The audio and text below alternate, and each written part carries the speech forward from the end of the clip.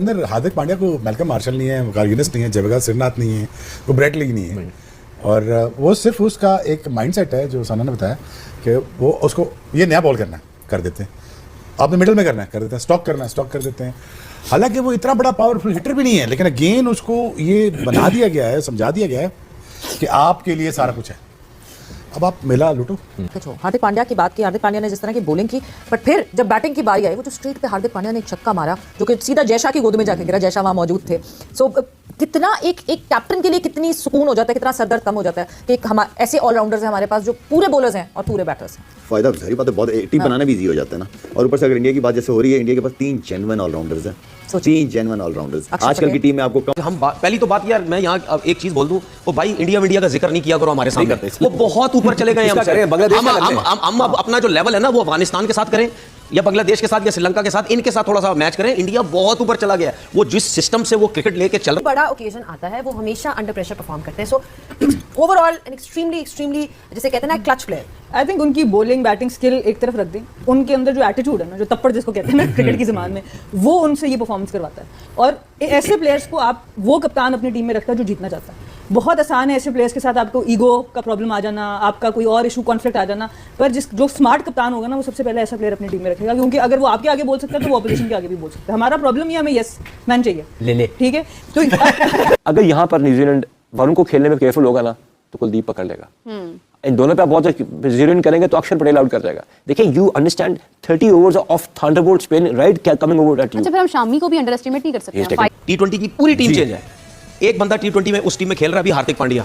वो क्यों खेल रहा है उसका रीजन पता है किसी को? मनूवर करने के लिए। यस, वो एज अ ऑलराउंडर उस टीम में खेल रहा है और वहां खिलाएंगे उसको खिला के दूसरों को डेवलप करेंगे। नतीश एक लड़का है। जय हिंद दोस्तों, नमस्कार दोस्तों। हार्दिक पांड्या ने जिस तरीके की परफॉर्मेंस इस चैंपियंस ट्रॉफी में भारतीय टीम के लिए करके दिखाई है, उसे देखकर दोस्तों पाकिस्तानी मीडिया सभी शोएब अख्तर ने कहा है कि काश हार्दिक पांड्या जैसा खिलाड़ी एक ऑलराउंडर हमारी पाकिस्तान टीम में भी होता तो पाकिस्तान टीम चैंपियंस ट्रॉफी से बाहर नहीं होती। तो चलिए दोस्तों, आप लोग देखिए कि पाकिस्तानी मीडिया समेत शोएब अख्तर हार्दिक पांड्या को लेकर क्या कुछ कह रहे हैं।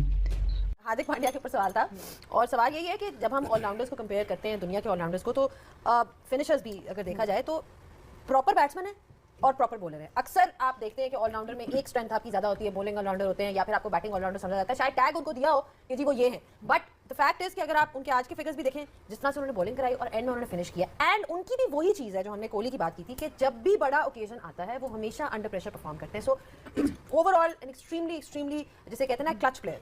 आई थिंक उनकी बॉलिंग बैटिंग स्किल एक तरफ रख दें, उनके अंदर जो एटीट्यूड है ना, जो तप्पड़ जिसको कहते हैं ना क्रिकेट की ज़बान में, वो उनसे ये परफॉर्मेंस करवाता है। और ऐसे प्लेयर्स को आप वो कप्तान अपनी टीम में रखता है जो जीतना चाहता है। बहुत आसान है ऐसे प्लेयर्स के साथ आपको ईगो का प्रॉब्लम आ जाना, आपका कोई और इशू कॉन्फ्लिक्ट आ जाना, पर जो स्मार्ट कप्तान होगा ना, वो सबसे पहले ऐसा प्लेयर अपनी टीम में रखेगा, क्योंकि अगर वो आपके आगे बोल सकता है तो वो ऑपोजिशन के आगे भी बोल सकता है। हमारा प्रॉब्लम ये, हमें यस मैन चाहिए, ले ठीक है। तो बॉलर्स पे आते हैं, हार्दिक पांड्या को भी ले लें एज अ बॉलर या शामी को ले लें, 5 wickets and then 3 wickets. India doesn't have tearaway fast bowlers, but ऐसा लगता है कि रोल डेफिनेशन के हिसाब से जो लिमिटेशंस हैं उनको अंडरस्टैंड बड़ा किया हुआ है, and they still manage to get those. यार इसके अंदर हार्दिक पांड्या को मेलकम मार्शल नहीं है, कार्गिनिस नहीं है, जवेगा श्रीनाथ नहीं है, वो ब्रेट लीग नहीं है। और वो सिर्फ उसका एक माइंडसेट है जो साना ने बताया कि वो उसको ये नया बॉल करना है, कर देते हैं। आपने मिडिल में करना है, कर देते हैं। स्टॉक करना है, स्टॉक कर देते हैं।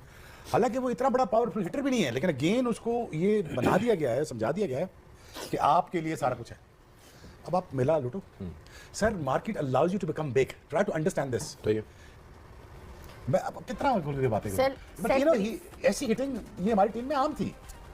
ऐसी हिटिंग करना या ऐसी हिटिंग करना, he is really good, he is very मैं ये जो उनकी बात को सेकंड करूं, ये जो इस वक्त हमने हार्दिक पांड्या देख रहे हैं, आप रजाक भाई के जो उनके मैचेस की डिटेल है कभी चेक करें, वो इससे ज़्यादा बेहतर बड़ा परफॉर्मर था, लेकिन सिस्टम ने उतना लुक आफ्टर किया और प्लेयर ने भी उतना रिस्पॉन्स नहीं किया। और शायद वो जो बात कर रहे हैं कि वो जो हंगर और वो जो लिमिट है वो बहुत लिमिटेड रह के अपने स्किल्स के ऊपर वो खेल गए। नहीं, अगर आप ये जो वर्जन है हार्दिक का, it gives me the indication कि यार जो मैंने देखा है रजाक भाई के अंदर talent, I think he was better. Sir, opener भी कराई, ओपन भी कराई उसको मिडिल ऑर्डर में भी खिलाया, उसको नीचे भी खिलाया, उसको डेथ ओवर में भी खिलाया, उसको सारा कुछ किया। तो क्या वजह आप कह रहे हैं? और पूछ लो, वही कर रहा हूं, इन दोनों से पूछ लो, हमने कभी उसकी इज्जत नहीं की।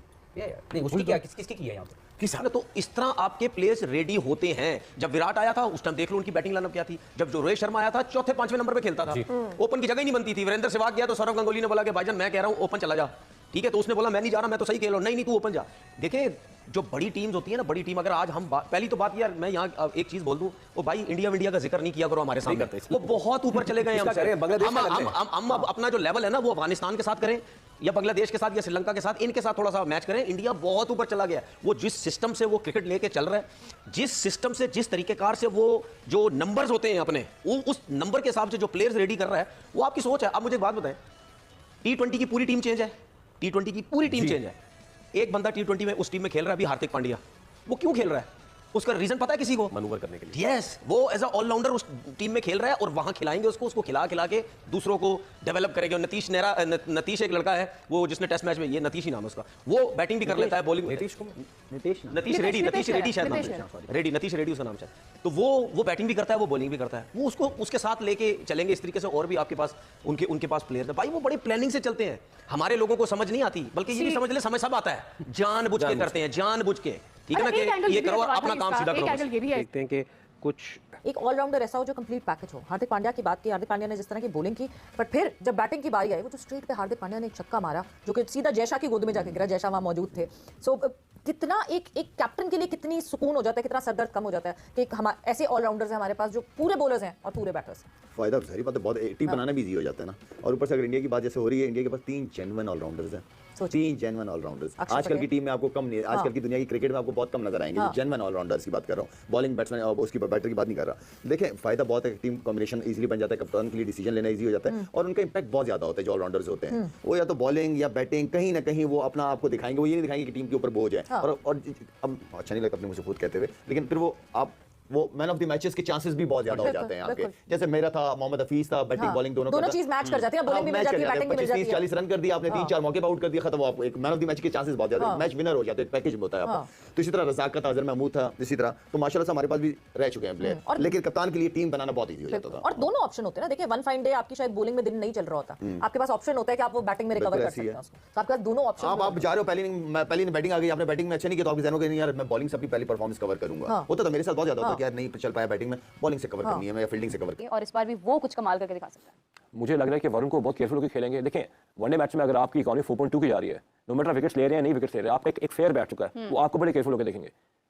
मीरब दुबई के पिच में ना ball with in the stumps भी ग्रिप कर रहा है, विद इन द स्टंप्स भी ग्रिप कर रहा है। और अब कोई टीम ये नहीं कह सकती कि हम उस कंडीशन में खेले नहीं हुए। New Zealand has played in that condition, now they playing the final in that condition, right? तो they have already seen that place. और एलियन लैंड पे नहीं हो रही थी, जब आप किसी टीम से जीत नहीं सकते तो प्लीज ये ना किया करेंगे उसको ये सूट करा वो सूट करा। Even if Pakistan was playing against India and I would also again back here, किसी की कोई कंडीशन नहीं है। सबसे बड़ी बात ये है कि एक कंडीशंस पाकिस्तान तो अपनी होम कंडीशंस पर था। बिल्कुल था ना, आप अपने होम कंडीशंस पे रहे तो आप क्या होम कंडीशंस पे कर सके? तो वो इसकी बातें बड़ी होती हैं। अगर यहाँ पर न्यूजीलैंड वरुण को खेलने में केयरफुल होगा ना तो कुलदीप पकड़ लेगा। इन दोनों पे आप बहुत जीरो इन करेंगे तो अक्षर पटेल आउट कर जाएगा। देखिए you understand 30 overs of thunderbolt spin right coming over at you. अच्छा फिर हम शामी को भी अंडर एस्टिमेट नहीं कर सकते। फाइवर उसने लिया है बांग्लादेश में। एक ग्रेटेस्ट बॉलर था इन 10 सालों का, बुमराह, कोई जिक्र नहीं कर रहा उसका। ये जरूरत महसूस नहीं होने दिया एक्चुअली। मेरा ये है टीम, इसको कहते हैं टीम। और इसी तरीके से आप दुनिया की टॉप टीम देख लें, ऑस्ट्रेलिया सेमीफाइनल तक आया ना, कहाँ गया Pat Cummins, the greatest one of the greater allrounders the last 10 days.